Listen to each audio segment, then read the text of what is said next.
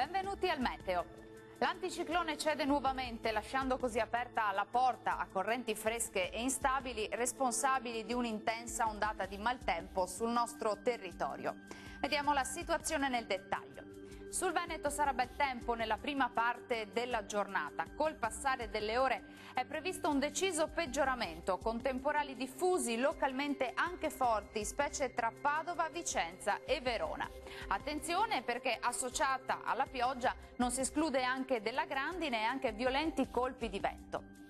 Temperature minime tra 17 e 22 gradi, valori massimi in calo compresi tra 25 e 28 gradi.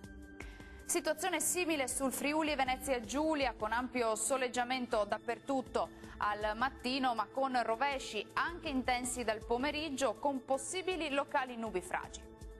Temperature minime tra 18 e 21 gradi, massime oscillanti invece tra 26 e 28 gradi.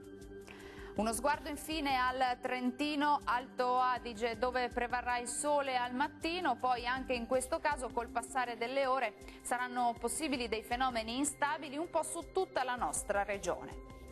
Temperature minime sui 18 gradi, massime comprese invece tra 29 e 30 gradi.